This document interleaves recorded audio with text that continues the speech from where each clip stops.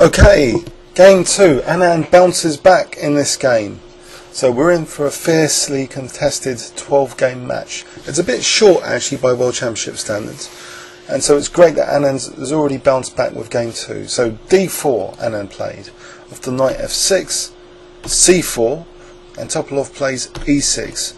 So it might be a Nimzo Indian if Anand had played knight C3, maybe bishop B4. But instead we have the popular alternative, the Queen's Indian defence. So knight F3, white is avoiding that pin. So D5, and now we're coming into a transposition for Catalan territory. Now in the Catalan, white is interested in fianchettoing this bishop and generally having pressure on black's queen side. And that's quite vividly demonstrated in this game. And white is prepared to even sacrifice pawns to achieve that pressure, that long-term nagging edge. So G3, after D takes C4, bishop G2. One of my good friends, Alex Veselin, has played the Catalan for many years, and he's inspired me to sort of take this up as well sometimes. In this game, it is really quite instructive how, in particular, this bishop and the queen side, they're kept, very, very difficult to develop the pieces for black in this game. So we'll see why. So after A6, it's as if, black will be preparing B5 and bishop B7 to consolidate the extra pawn.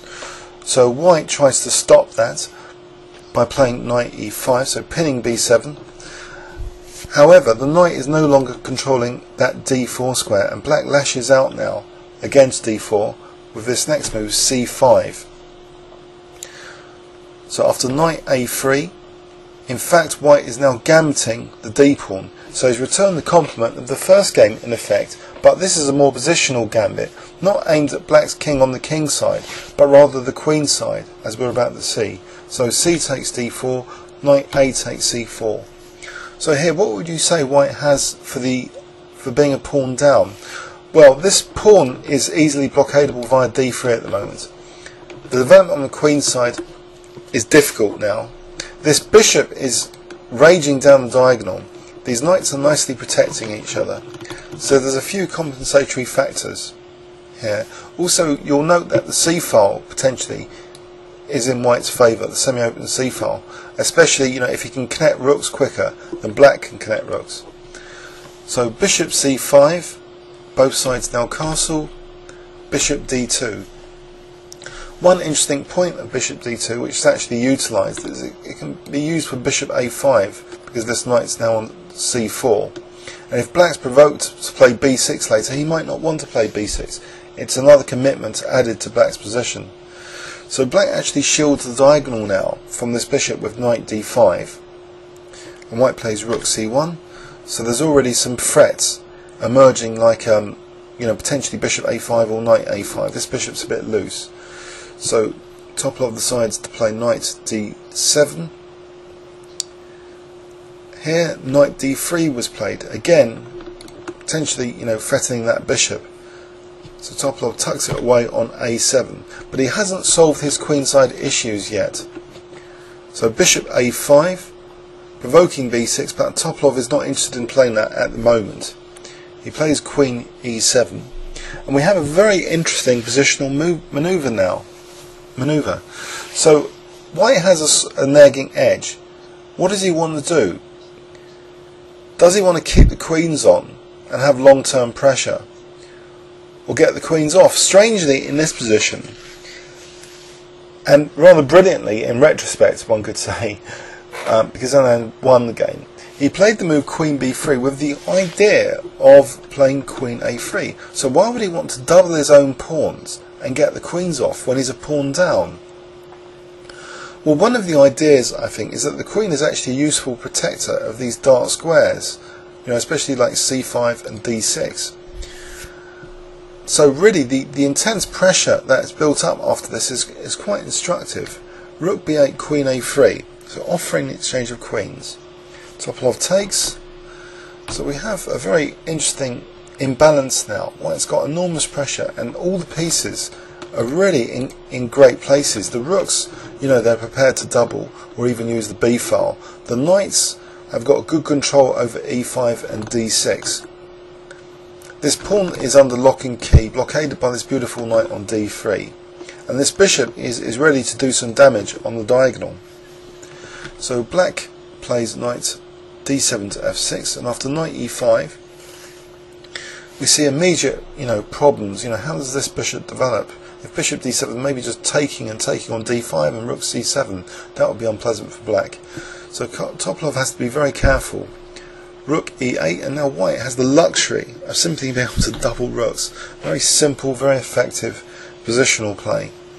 Topalov decides to block in his own bishop to try and do something about this queenside bishop. So bishop d2, now bishop b7. He has though weakened that c6 square, so it's giving white the option of potentially grabbing that important light square bishop later. So rook fc1, rook bd8, and it's here that instead of the move knight c6, white actually reinforces the position a little bit more. In particular, I think he's really dislocating this d4 pawn with his next move, which is actually the move f4.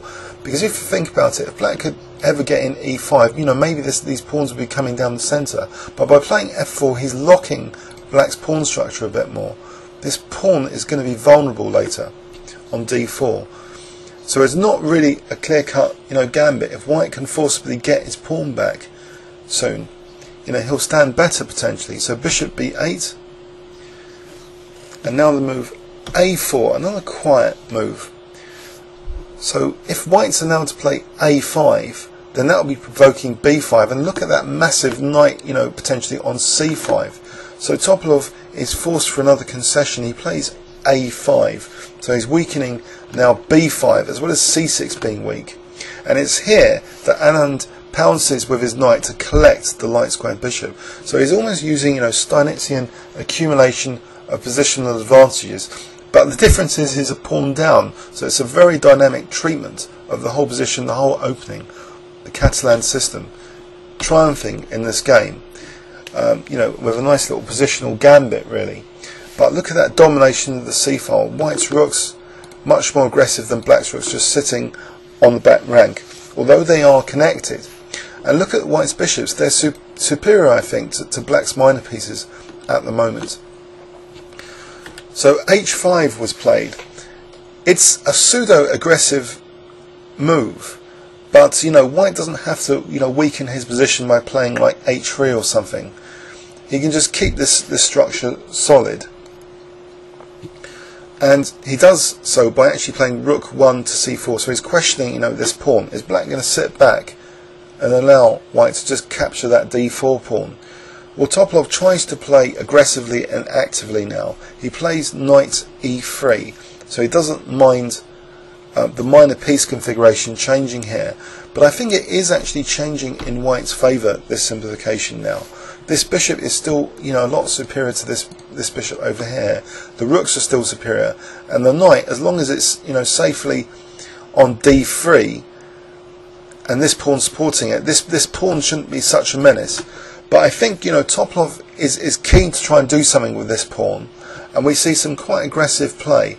The first thing, though, to consider is, black maybe playing knight g4 and e5, trying to liberate all his pieces. So Anand puts a stop to that. He plays bishop f3. If knight g4, maybe he's going to take now on g4.